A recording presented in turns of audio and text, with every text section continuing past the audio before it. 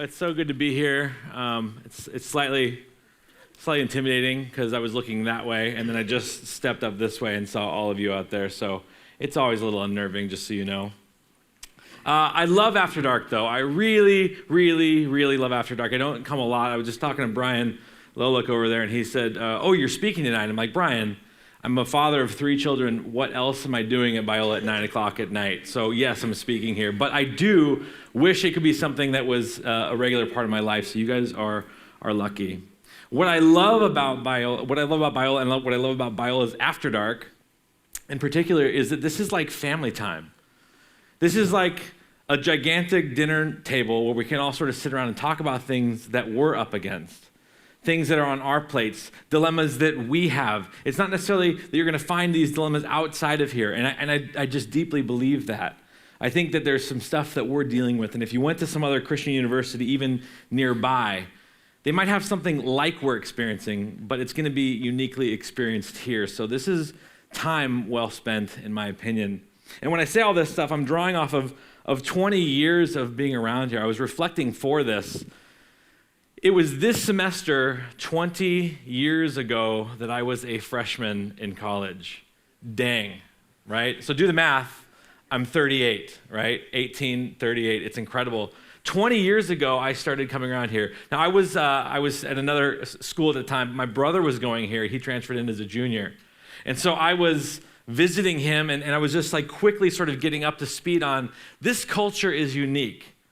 There's something unique happening here. There's ways that we experience things, and it's not good or bad. It's just unique to us. And so I think this is time well spent, like I said. For instance, a couple years ago, I came to Afterdark and I spoke, and I brought sort of like a top 10 list of things that you know you're at BIola when kind of things, right? And from that came, does anybody remember this? There was actually this Facebook page called YKYAB. It was a hashtag. Yik Yab, right? You know you're at BIola when, and it was like a list of 10 things like for instance, you know you're at BIola when everybody has a crush on somebody and nobody's asking anybody out, right? That's us, right? Look around the room right now. You, most likely, 85% of you in the room right now either have feelings for somebody in this room or somebody has feelings for you, but don't worry about it because nobody's going to talk about it in any way, shape, or form tonight, okay? That's our thing. Nobody asks anybody out around here, right?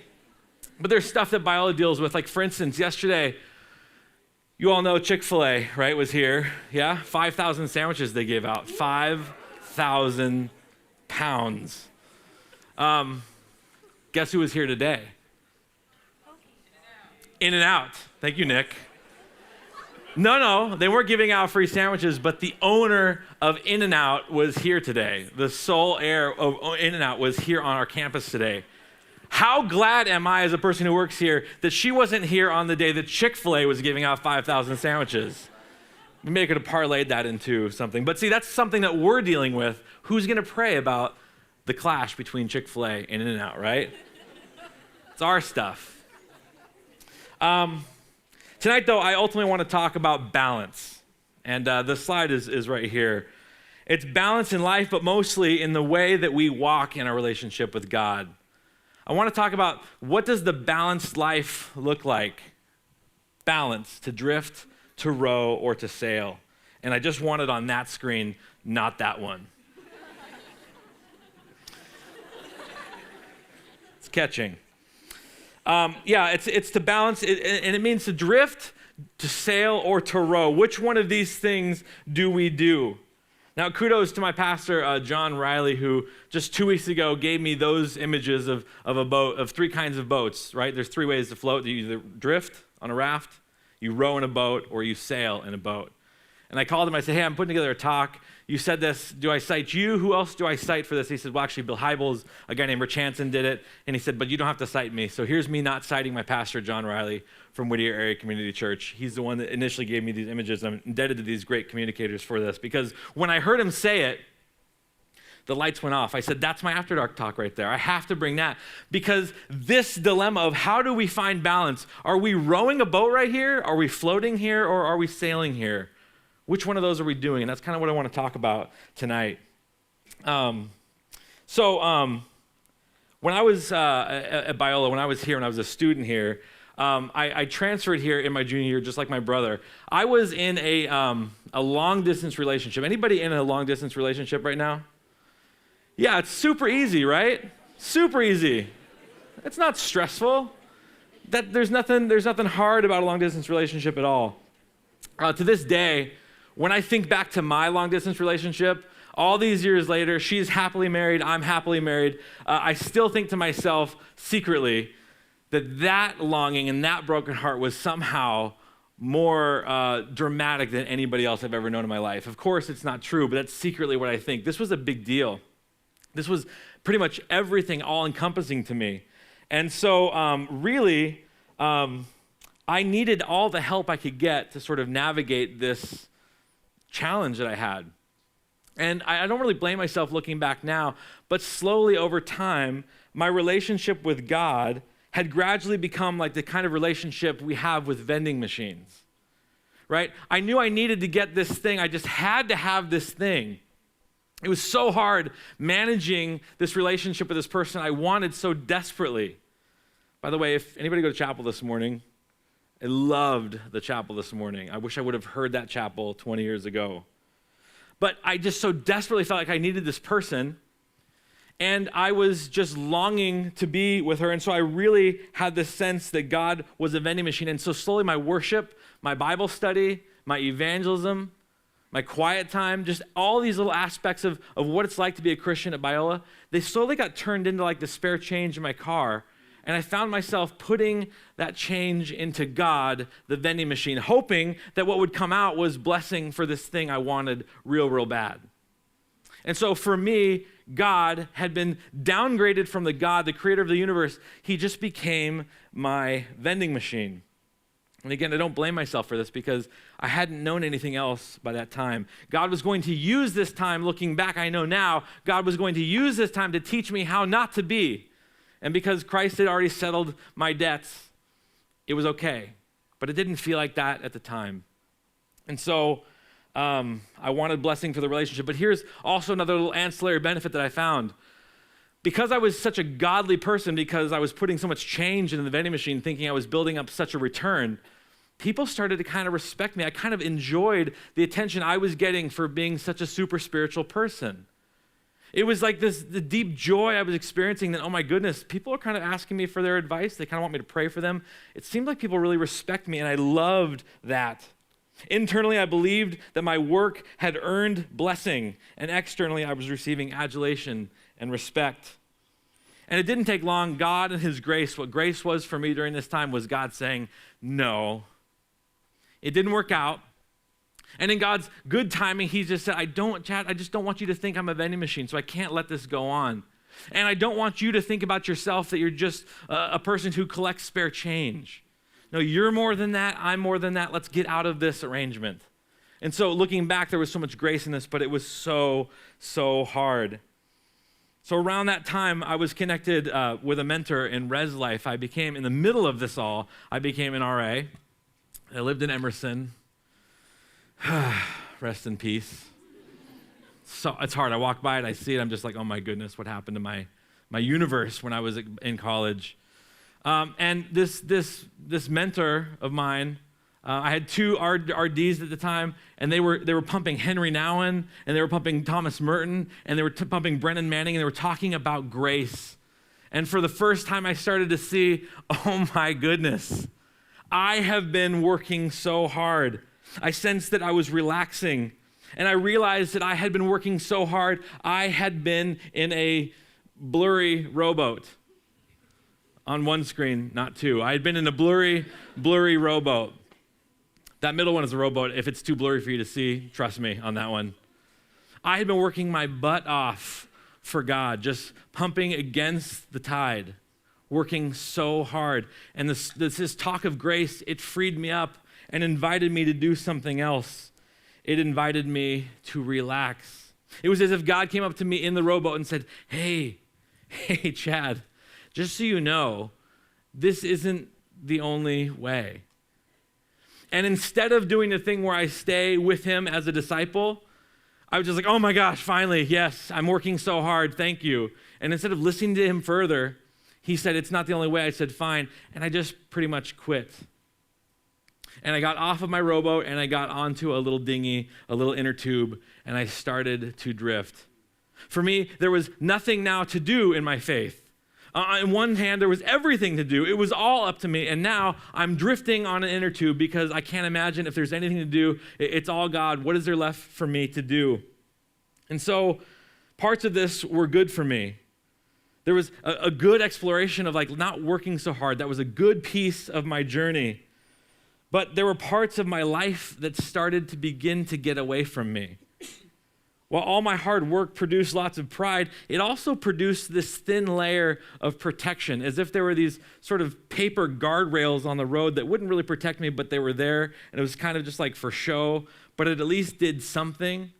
See, all my attention to detail when I was in the rowboat working so hard, it kind of kept me out of some situations that we would call immoral. But now I've got nothing that's holding me. And my life started to show signs that it was breaking down in different ways. My sin life was sort of contained before, but now my sin life was getting the better of me. I wasn't growing. In my life, it started to demonstrate that I didn't have what it takes. In other words, like I wanted to have responsibility in my jobs as an RA. I wanted to have real relationships, and I wanted to really bond with people. And I was noticing, oh, this is going to require something from me. And oh, you know what? I don't have it. You know why? Because I'm drifting aimlessly. There's nothing in my life that's growing me into that kind of person. And so the dilemma grew and grew, and I ended up crashing into people relationally, spiritually. I was just sort of messing up my relationships. And so I broke away from people more. I became pretty depressed. I was really cynical. I would never have shown up at something like this. It was all just like everybody who was here to me was just all just trying way too hard. And there was the rowboat situation in this room. But I was going to be the one who was drifting, sleeping in, and just depressed out of my skull. And I wasn't happier than anybody else because of it. And so my life started to get away from me. Habits of the heart were forming. The problem is they were the wrong habits of heart. And they weren't easy to undo. They weren't habits of the heart. They were more like habits that led me into addictions. And so I couldn't just take them off like I put them on. They were harder to undo than they were to start. And so in the course of this 5 years, when I was approximately your age, I had lived through 2 dominant strategies for living the Christian life, and both of them had come up short. Both of them had proven fraudulent. And of course, the one was the rowboat, where everything was dependent on my hard work, constantly feeling like I was pulling against the stream, frequently exhausted, all up to me. Maybe some of you feel like that. The second approach I'd call the drift approach, and it was characterized by being on a raft, and there was no responsibility in the Christian life. My only job was to drift. You know those crazy legalistic rules at BIola? You can just say, screw them now, because you're on a raft and you're drifting. Now I'm here some 15 years later, and inside the title, I'm the director of spiritual formation at BIola. Inside that title really is just this. I'm one of 5 campus pastors, right? My commission is to sort of be here for you, to help walk with you, to help you navigate your own version of this dilemma and other versions of different dilemmas. I'm here to do that, and I wake up every morning and I cannot believe the irony of God doing that in my life, that I'm the campus pastor at the university that I went to and asked all those crazy questions. Lord, what are you doing? I would say that the dominant percentage of people that I work with one-on-one, if you see me at Heritage, and I'm sitting with a person, or if you walk by my office and you see me in there with someone, the dominant number of people I'm talking to are likely talking about the way to find balance in this scenario. And so there's a deep resonance I have with the people I get to work with, and it's an honor. And so when I heard about the boats, I knew I had to talk about it here. Tonight, I ultimately want to sit with these questions. What is the balance point between rowing and drifting? How do we know where that fine line is between resting in God and letting him do the work and us doing some work?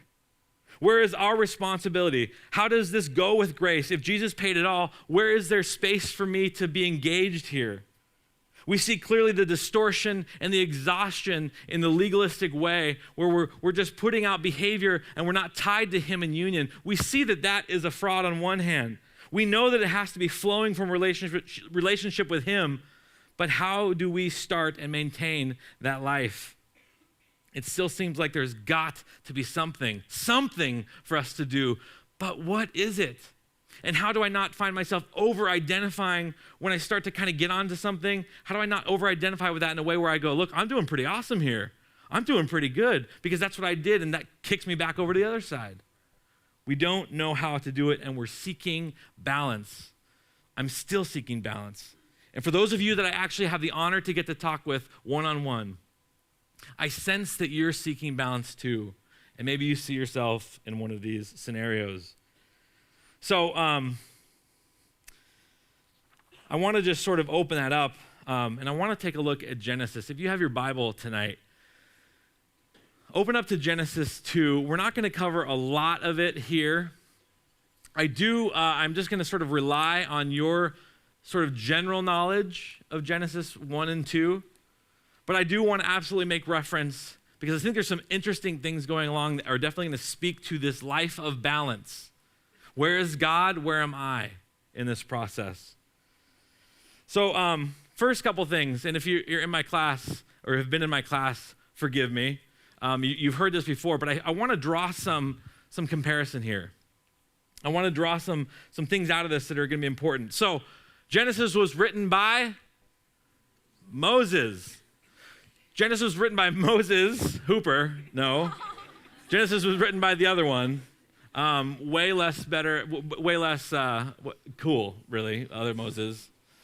Moses wrote it, and Moses wrote it at a time in Israel's history when they were about to go reclaim the promised land.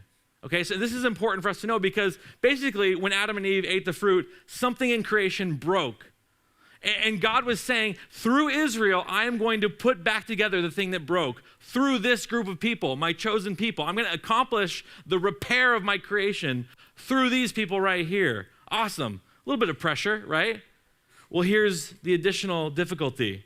They, for 400 years, had deeply, generationally come to identify themselves as a slave culture. This is a huge problem if you are going to be confident enough to go take on that task. And so in doing this, Moses is seeking to reach back out to them, to infuse them with confidence in who God sees them to be.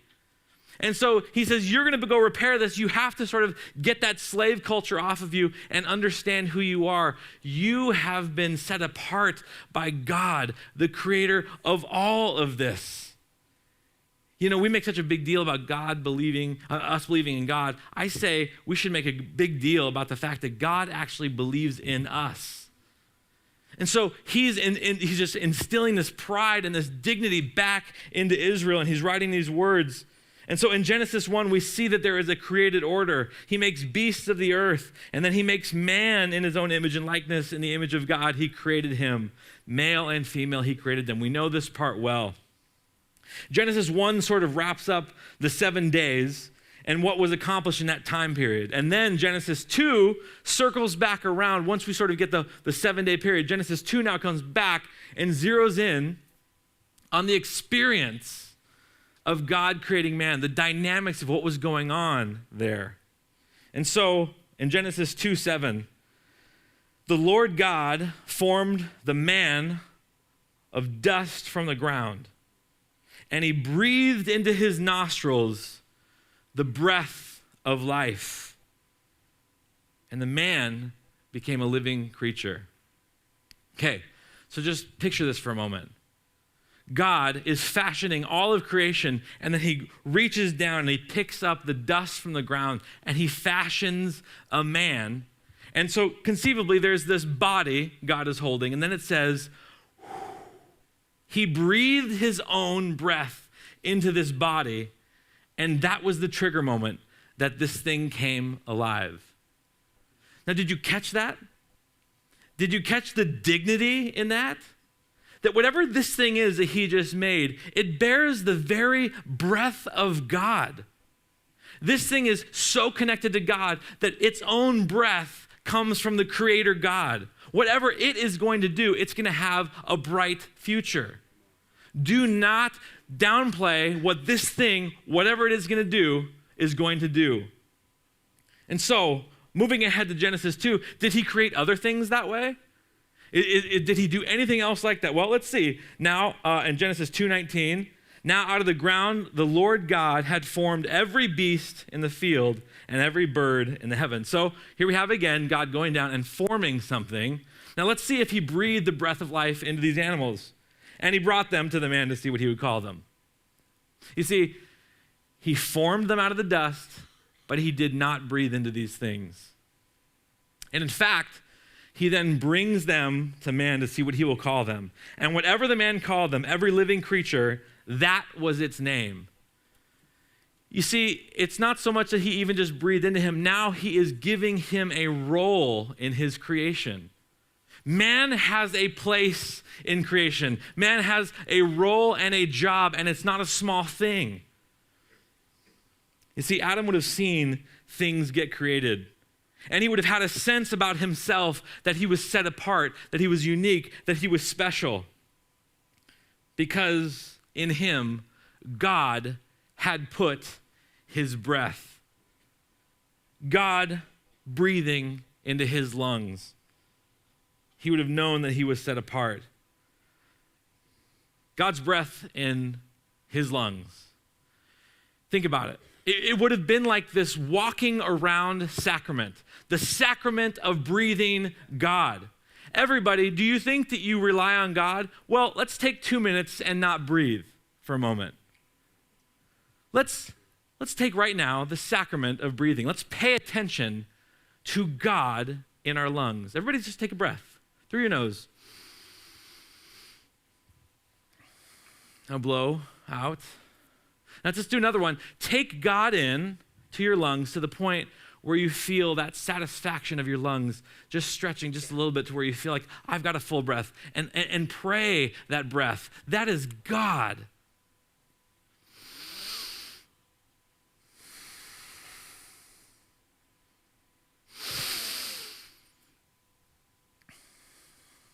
The sacrament of breathing. You know, some people come into my office, and over the years in my life of ministry, they have said to me, Chad, I don't see God working in my life. And if I wasn't being a pastor and a friend and somebody who's co-laboring and walking alongside, if I was just teaching and yelling at them, I would say, you know what? The breath you used up to tell me that was God himself in your life.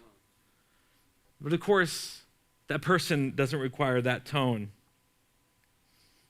And so we see that this set apartness came with it a certain kind of responsibility.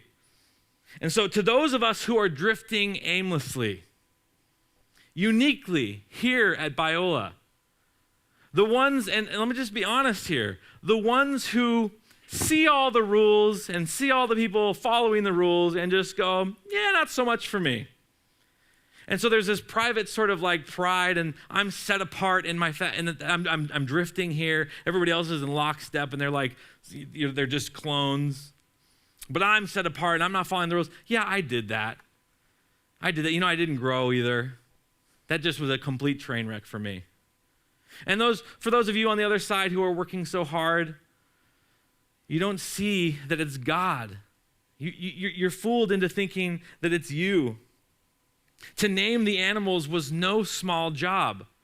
He was given appropriate work for who he was. God, Father, Dad, brings this new son whom he has breathed into his lungs, and he gives him a role that is appropriate. It is not the role of creating, but it is the name of deeply knowing creation and naming creation. It's a coming alongside job. The fact of the matter is, I have 3 times in my life held a child that had me in it. I can't begin to describe what that's like, holding these young people. I'm looking at them thinking, oh my goodness, you have me in you. I love you so much. I'm so sorry that you have me in you.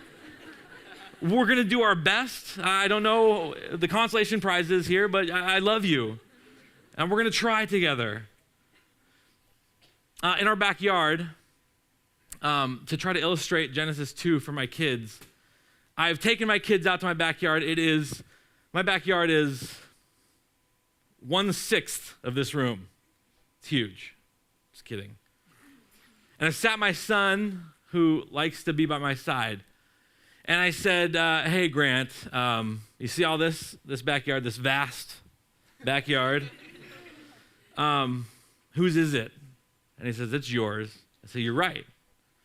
I said, hey, see that tree over there? It's yours now. No, I'm giving it to you. I'm turning it over to you to care for it. It's not mine anymore. You can have it. I want to see what you can do with it. I hope you come back to me and say, hey, will you help me with this, Dad? And I will love to help you watch that tree. But I'm going to try to teach you how to have this kingdom with me. And so we're going to start. You can have that tree. No joke, that tree died. Not kidding. But the metaphor was powerful. It's true. I wish that story, that little parable had a different turn, but that's the way it goes in real life. In naming the animals, he was given a very real job. Adam he didn't just go squirrel, horse, chicken, right? He came and he looked at these animals and he was in awe of the way this thing was put together. In coming to know this thing, he was coming to know God himself. You know, when you see a piece of art, then you go, who did that? That piece of art is amazing, number one. Number two, who must have done that? In coming to know the animals, he was knowing the animal, he was knowing creation, but he was also coming to know God himself. And in a reflexive way, he was even coming to know himself, because who must I be that I am given dominion and leadership over this thing? So in one fell swoop, this naming was so symbolic. It was giving him the right to become the Son of God, someone who was deeply loved, who was important himself, to understand creation itself, and to understand the Creator himself. This is no small thing, and he's given this job. Adam would have known that he was not God. In no way would Adam have ever thought, being given this job, oh, I definitely created this. I am rowing this whole time. No way. If he was doing a good job studying this thing, he knew he wasn't the one that was the primary mover. He had not created things, but he had been given responsibility inside God's creation. And so you might say that Adam wouldn't have seen himself abandoned in a rowboat, left alone to paddle against the tide. He was not alone. But also Adam would not have known what to do with a raft, because he saw clearly there was work to be done. I have been given a role in my Father's creation. I've got a place in my Father's business, and he wants to do this with me. He would have known that he wasn't in charge, but he would have known that he wasn't supposed to drift. The reality is this: Adam was called to position himself in a way to make him maximally receptive to God's breath in his life. I'm going to say that again. Adam did have a job, and the work he had was to position himself in a way to make himself maximally receptive to God's breath in his lungs. There is work there to do, but do not be mistaken, and I don't think you can be mistaken. That is not God's work. That is the work that God's children have. For those of you who are adrift, and for those of you who are so tired from working so hard, I would encourage you that the life of God is more characterized by sailing than by drifting or by rowing. There is a work in sailing, isn't there? How many of you sail? Does anybody here sail? Yeah, there's work to be done there. But at no time does a sailor say to himself or herself, oh yeah, this is me moving us forward. No way. No way. The sailor knows it is the wind. It is the breath. It's their job simply to position themselves in a way to receive that breath. A sailor is neither drifting nor rowing. The work involved is to position yourself. Inevitably, the student journey repeats itself through college, and it's a cycle between effort and non-effort, between rowing and drifting. But here's the good news. College is a time of identity formation. This is the time for you, and I'll just say this as somebody who is charged to begin to kind of care for you in your spiritual life as you're here. This is a time where you can begin to sort of crack the door on this nuance. Because if you notice, we're talking about some nuance here, aren't we? We're talking about some gray area. You may have come to BIola well set up with a strategy for growth that was more like rowing. In fact, you probably did. Why? Because I've given my kids chores as well. That's about all the complexity they can handle. If this were a giant high school group right here, I probably wouldn't be telling you this. But college is a time where you can begin to wrap your head around the complexity. It's the time where you can begin to take responsibility and not just start drifting. It's a time where you can begin to enter into effort in such a way where you are no longer fooled that you are the primary mover. It's a time where you can begin to ask yourself, how do I position my sails so that I can catch God's breath? And that's going to be nuance that I think that during these years, you uniquely are going to be able to begin to take responsibility for and answer. A person sailing a ship would never say that he or she is causing the boat to move forward. Let us never be mistaken about that again. No one, though, could say that there is no role at all in sailing. There is work. The work is to pay attention to the wind, to pay attention to God's breath within, and to move into position to receive it and to be filled with Him. And in so doing, to become partners with Him. Do you know that one of the cool things, and I would maybe point to our spiritual gifts, each one of you, in this sail analogy, essentially has your own kind of sail. There are different kinds of sails that catch and hold the wind in different ways. Each one of you are to collect God, to hold Him, and to let it move you forward in your own way. He wants to partner with us, His children. And He loves the diversity in us, and He loves the different ways we do it. We don't all have to look exactly the same as we do this, but we do have to take what He's given and position it in a way so that we can hold Him and catch Him and let Him move us. And to never be fooled that it's us who is the primary mover. God wants us to show up. He wants our own unique spin. We hope you enjoyed this message. BIola University offers a variety of biblically centered degree programs, ranging from business to ministry to the arts and sciences. Learn more at biola.edu.